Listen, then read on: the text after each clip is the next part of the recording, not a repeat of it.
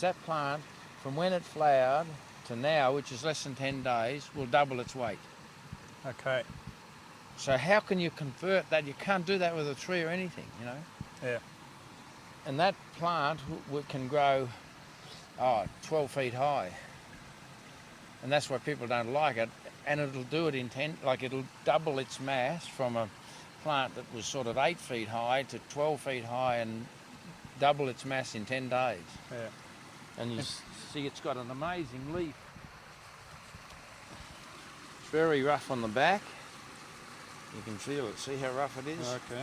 That means it traps a lot of moisture, it traps a lot of atmospheric things. It's a processing factor because it's so rough. Yep. And it produces a smell that looks, you could walk into a hospital and smell it. All right. You'd think it was healthy just to smell it, wouldn't you? We spend $4 billion trying to get rid of plants like that. Okay. So what you're saying is that can take more CO2 out of the atmosphere and process it and set up an environment here for the trees to grow. Well, let me just show you. We do all this assessment in a proper scientific way, which is time and space. How much space is it occupying and how long is it occupying the space? What I really want to show is that, see this space he's occupied, that's all it is, and all these other plants, he hasn't affected in terms of productivity. And this plant's growing healthily. That's not that, no, that's him. But see, these are all unaffected around him. So he isn't actually taken up any space, he's just pushed them aside. Yep. So on a time and space thing, you can't get anything so efficient. You get a tussock bush or anything like that, it takes this much space and it's got a very small amount of green surface area for a very short time of the year. This fella's he does it all in, his biggest production is 30 days when he actually goes into an exponential growth, and he really doesn't occupy any space. Yeah. They're all sequestering carbon, they're bringing minerals up, they're breaking this organic material down, they're doing everything that the environment has to have to go to the next stage. You see, here's another weed growing in underneath there, see that? And see how much space he took up? Yeah. None.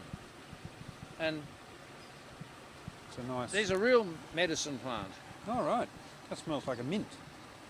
Yeah, but it kind of smells healthy. You know, you go in and they've just scrubbed the floors and it smells like, oh, hell, I've gone into somewhere that's cleaned up here. Mm. And I think this is what they're all doing. They're actually cleaning the environment, ready for the next cycle to happen. Nice, healthy little hospital here. Absolutely. If we take this example of what weeds are doing to a pasture and we look at this and we think, oh, what a mess that is. And then we just sort of decide that we'll pull them out.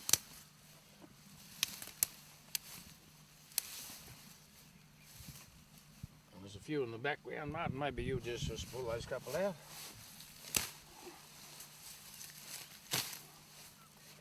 Now you see, you can't say that there's any less grass there than there is anywhere else in the paddock. And yet it looks perfect now. Well, there's a couple you didn't get there. You're getting a bit more slack with your farming, but we'll let you get away with that. That's all right. I think people can see the example. So we then go on to understanding that there's not just one type of grass here. There's about 4 types of grass growing in this area. And we know that's kikuyu, it's not fancy. But the fact is that because it's got so much carbon available, when a frost hits this, you'll have ryegrass and clovers and some of the best pasture. I've had a system like this where I had somebody go and do a test and it was way over 20% protein, the mixture of clover and grass growing in the residue of something like this. Hmm.